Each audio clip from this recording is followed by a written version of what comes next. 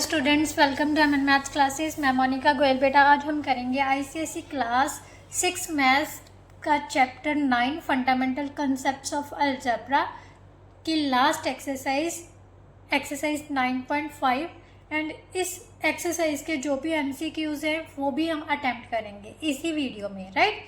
जिसके साथ ही ये जो चैप्टर है बेटा वो आपका पूरी तरह से कंप्लीट हो जाएगा। हाँ, अगर आप कोई नेक्स्ट चैप्टर जो भी आप चाहोगे वो मैं करवा दूंगी, नहीं तो जो मेरे पास होगा मैं उसी को ही स्टार्ट करवा दूंगी। बेटा मेरे पास आपका सिलेबस नहीं है तो पता नहीं मेरे पास से गुम हो गया है। अगर किसी भी बच्चे के पास 6 क्लास का सिलेबस है तो प्लीज़ कमेंट बॉक्स में ना चैप्टर और चैप्टर की एक्सरसाइज के जो क्वेश्चंस आपके सिलेबस में है ना वो प्लीज़ मेंशन करके बता दीजिएगा, फिर मैं वही क्वेश्चंस आपको करवा दूंगी, ठीक है। तो चलिए स्टार्ट करते हैं बेटा चैप्टर नंबर 9 की एक्सरसाइज 9.4। तो चलिए स्टार्ट करते हैं बेटा। इस एक्सरसाइज में आपको अलजेब्रिक एक्सप्रेशन की बेटा वैल्यू पता करनी होती है। अलजेब्रिक एक्सप्रेशन क्या थी? जिसमें वेरिएबल और कांस्टेंट सभी का कॉम्बिनेशन होता है, यही होता है ना। अब अलजेब्रिक एक्सप्रेशन की वैल्यू कैसे फाइंड करेंगे, कैसे फाइंड कर सकते हैं बेटा? मान लीजिए हमारे पास ये अलजेब्रिक एक्सप्रेशन है, राइट। मान लेते हैं ये 3x क्या एक अलजेब्रिक एक्सप्रेशन है। अब मैं कह दूं कि 3x की वैल्यू फाइंड करो, कर सकते हो? अभी तक तो नहीं कर सकते। हाँ, अगर मैं आपको वेरिएबल की वैल्यू बता दूं भी, जो x की वैल्यू है ना वो 2 के इक्वल है, जो वेरिएबल है ना वो वेरिएबल की कोई फिक्स्ड वैल्यू है, कितनी है? 2। उस 2 पर आप इस अलजेब्रिक एक्सप्रेशन की वैल्यू फाइंड करो। तो आप कैसे करोगे? जहाँ जहाँ पर x है उसकी जगह पर आप क्या पुट कर दोगे? उसकी वैल्यू, उस वेरिएबल की वैल्यू। मीन्स 3 2 का 6, क्योंकि इन दोनों नंबर्स के, नंबर और वेरिएबल दोनों के बीच में कोई साइन नहीं है, तो दैट मीन्स वो दोनों आपस में मल्टीप्लाई हैं। दोनों को मल्टीप्लाई किया तो कितना आ गया बेटा? 6, राइट। इसका मतलब किसी भी अलजेब्रिक एक्सप्रेशन की जो भी वैल्यू है वो किस पर डिपेंड करती है? वेरिएबल की वैल्यू पर, राइट। वेरिएबल की न्यूमेरिकल वैल्यू, न्यूमेरिकल वैल्यू क्या थी उसकी? आई 2, राइट। इसका मतलब जो भी न्यूमेरिकल वैल्यू होगी वो हम उस वेरिएबल की जगह पर पुट कर देंगे, तो हमारे पास अलजेब्रिक एक्सप्रेशन की क्या आ जाएगी? वैल्यू। चलिए अब एक्सरसाइज स्टार्ट करते हैं। एक्सरसाइज करोगे तो आपको पता चल जाएगा, राइट। एक्सरसाइज 9.4 के बेटा 9.5 के फर्स्ट 2 क्वेश्चंस हैं जो आपके सिलेबस में है, राइट। तो चलिए करते हैं। सबसे पहले find the value of each expression. मैंने स्टेटमेंट भी लिख दी, चलो गलती से। ए की वैल्यू कितनी दी हुई है? 2। मीन्स वेरिएबल यहाँ पर 2 है, और सॉरी ए है। ए के वेरिएबल, जो भी वेरिएबल की वैल्यू है वो कितनी है? 2 है। फर्स्ट पार्ट क्या है? a + 2। अब इस अलजेब्रिक एक्सप्रेशन की हमने क्या पता करनी है? वैल्यू पता करनी है। तो a की जगह पर a कितना आया था? वेरिएबल की वैल्यू कितनी है बेटा? 2 है। तो वेरिएबल की जगह पर हम क्या लिख देंगे? 2। बाकी एज इट इज लिखना। तो 2 + 2 कितना हो गया? 4। सो इस अलजेब्रिक एक्सप्रेशन की वैल्यू कितनी होगी? 2। अब सेकंड क्या है? 3a - 4/a। बट ये आपकी जो है बेटा वो अलजेब्रिक एक्सप्रेशन तो है, बट ये पॉलिनोमियल नहीं है, ठीक है। पॉलिनोमियल मैंने आपको बताया था ना, जो डिनोमिनेटर में अगर वेरिएबल चला जाए तो वो भी क्या होती है? पॉलिनोमियल नहीं होती। बट उसने कहा है इस एक्सप्रेशन की ही वैल्यू पता करनी है। ए की वैल्यू कितनी दे दी? वेरिएबल की वैल्यू अपनी हमें कितनी दे दी? 2। सो जहाँ जहाँ ए है वहाँ पर हम क्या लिख देंगे? 2। यहाँ पर ए की जगह पर 2 लिख दिया, -4 यहाँ पर भी ए है तो मैं यहाँ पर भी 2 लिख देती हूँ, ठीक है। अब इसको सॉल्व कर लेते हैं। ये दोनों आपस में क्या है? मल्टीप्लाई। और ये 4 2 का 2 का 4 होता है, राइट। 6 - 2 रह गया हमारे पास, so that is equal to 4, which is our answer. Now third part बेटा, 24 - 5a, राइट। 24 - a, a यहाँ पर आया, a की वैल्यू कितनी है? 2। a की जगह पर हमने कितना लिख देना? उसकी numerical value. Numerical value is 2। So 24 minus 10, so that is equal to 14, which is our answer. Clear? Now next part बेटा, क्वेश्चन नंबर 2 में अब हमारे पास बेटा दो वेरिएबल्स हैं x एंड y। क्या है? x and y, two variables ने, और उसने कहा है find the value of each expression. First expression क्या दी हुई है हमारे पास? 2x minus 3y minus 4। x की वैल्यू हमें दे दी, जो x वेरिएबल है उसकी जगह पर हमने कितना पुट करना है? 2, और y की जगह पर कितना लिखना है? 4। जहाँ x है उसकी जगह पर 2 लिख दो, जहाँ y है उसकी जगह पर 4 लिख दो, राइट? तो ये कितना आ गया? 2 2 का 4, 3 2 का 3 4 का 12, माइनस 4, प्लस का 4 माइनस का 4। अगर नहीं पता चल, ये हमारे पास कैंसिल हो गया, तो यहाँ पर हमारे पास कितना बच जाएगा? माइनस का 12, राइट? नो सेकेंड एक्सप्रेशन बेटा, x minus y by 2 minus 1, right? अब x की जगह पर 2 लगा दिया, y की जगह पर 4 लगा दिया, और ये 1 अलग से है तो इसको एज इट इज रख देते हैं।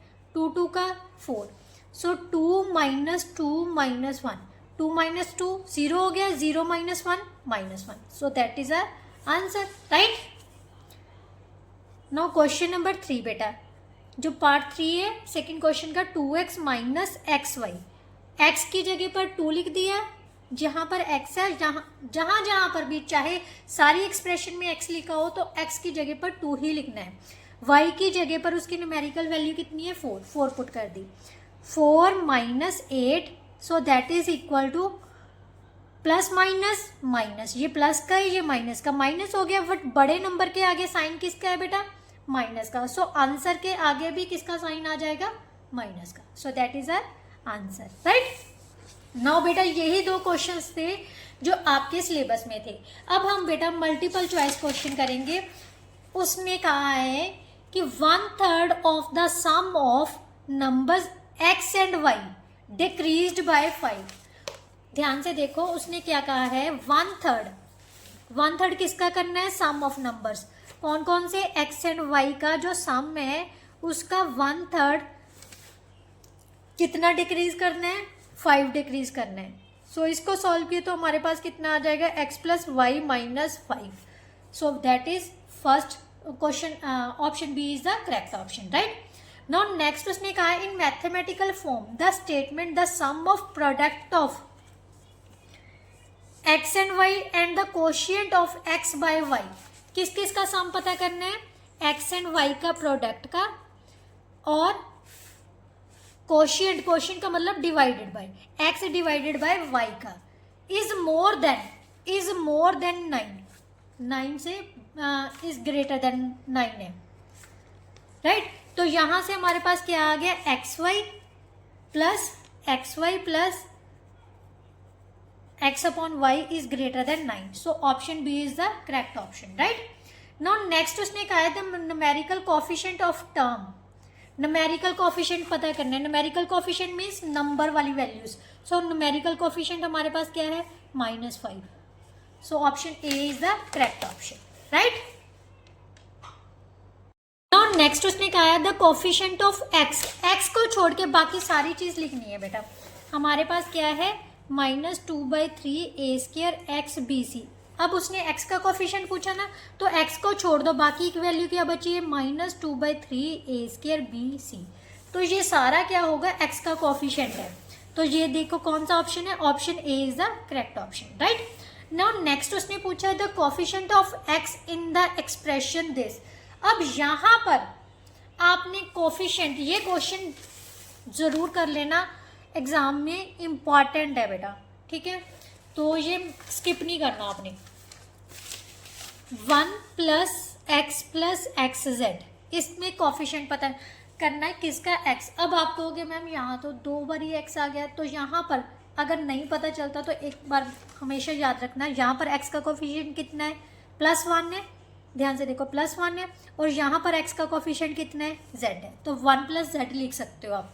बट अगर सिस्टेमेटिकली सॉल्व करना हो ना, तो बेटा क्या करना है? इन दोनों में से x कॉमन आ रही है, ठीक है? x कॉमन निकालो, तो यहाँ पर कितना बच गया? 1, और यहाँ पर कितना बच गया? z, right? तो x के साथ कौन सी वैल्यू लग रही है, 1 plus z. So 1 plus z क्या होगा इसका coefficient. So option C is the correct option, right, अगर सिस्टमेटिकली चलना हो।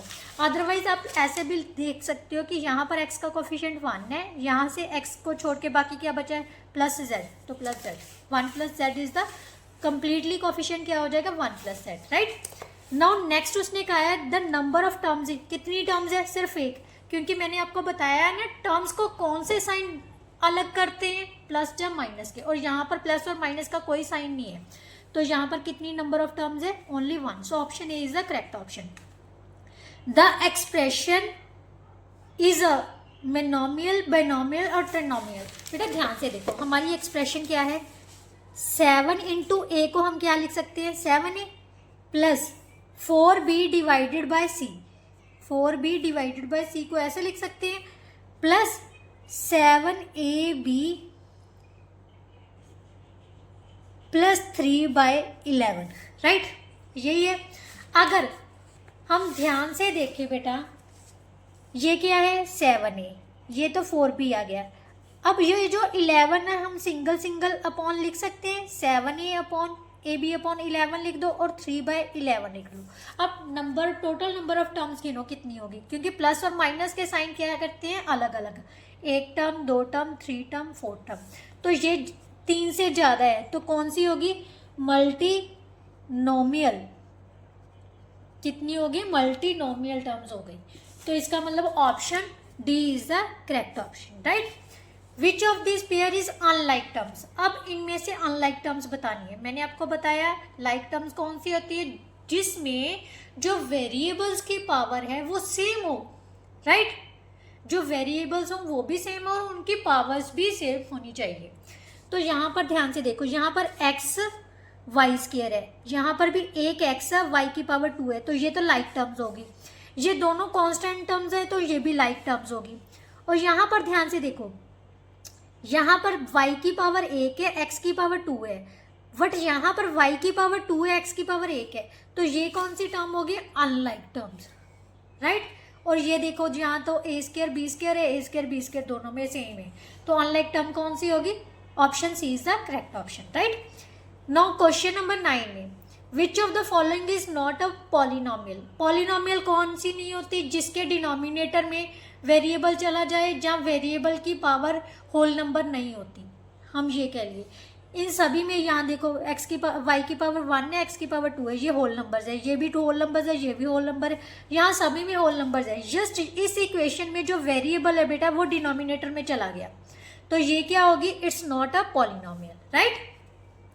इसमें उसने पूछा है degree of polynomial, highest degree होती है हाईएस्ट पावर वेरिएबल की, यहाँ पर होगी बेटा 3, और यहाँ पर कितनी होगी, a 1 + 3 कितना हो गया 4, यहाँ पर 5 है, तो हाईएस्ट पावर कितनी होगी 5। So option D is the correct option, right.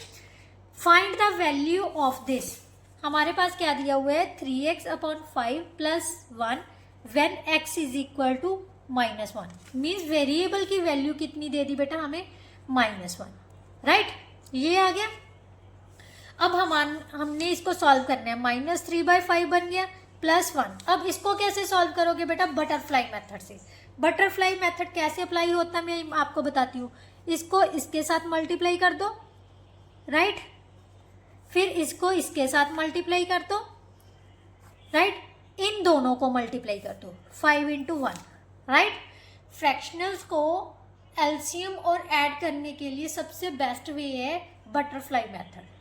किसी को समझ आए ना आए, ये सबसे इजी मेथड होता है। इसको इसके साथ मल्टीप्लाई कर दो, इसको इसके साथ मल्टीप्लाई कर दो, फिर इन नीचे वालों को मल्टीप्लाई कर दो, ठीक है। -3 + 5/5, सो प्लस माइनस माइनस, 5 में से 3 माइनस किए 2, बड़े नंबर के आगे पॉजिटिव का साइन है, सो ये पॉजिटिव रहेगा, 2/5। So option D is the correct option, right? Now last one, if the value of the expression for x is equal to 0 is 7, this one is also very important, right? क्या दिया हुआ है बेटा, -3x² + 5x + p 4x is equal to 0 के लिए इस expression की value कितनी दी हुई है, 7 के इक्वल। मीन्स जब हम इसमें x की जगह 0 पुट करेंगे, क्या पुट करेंगे, 0 पुट करेंगे, तो ये हमारे पास किसके इक्वल आ जाएगी, 7 के। तो उसने कहा p की वैल्यू क्या होगी, x 0 है, 0 के साथ किसी भी नंबर को मल्टीप्लाई करो तो वो 0 हो जाता है, तो हमारे पास p कितना रह जाएगा, 7 के equal, right. So which is the answer, ये ऑप्शन कौन सा हो गया, option B is the correct option, right. इसके साथ ही बेटा जो ये आपका चैप्टर था पूरी तरह से कंप्लीट हो गया। आई होप सो आपको बहुत अच्छे से समझ आई होगी। फिर भी कोई ऐसा क्वेश्चन है तो कमेंट बॉक्स में कमेंट ज़रूर किया कीजिए, मैम ये हमें समझ नहीं आया। जब बहुत अच्छे से समझ आ गया तो मुझे भी बहुत खुशी होती है जब आप क्वेश्चन पुट करते हो, ठीक है। तो अगर कंटेंट अच्छा लगा हो तो प्लीज़ अपनी क्लास के जितने भी स्टूडेंट्स हैं, जितने भी आपके फ्रेंड सर्कल्स में हैं, उन सभी के साथ खुल के मतलब वीडियोस को शेयर कर दिया कीजिए, ताकि उनको भी बेनिफिट हो सके, वो भी अच्छे से समझ सके, राइट। कर भला तो हो भला। तो चलिए नेक्स्ट वीडियो में हम नेक्स्ट चैप्टर के साथ मिलेंगे, तब तक के लिए good bye, thank you so much.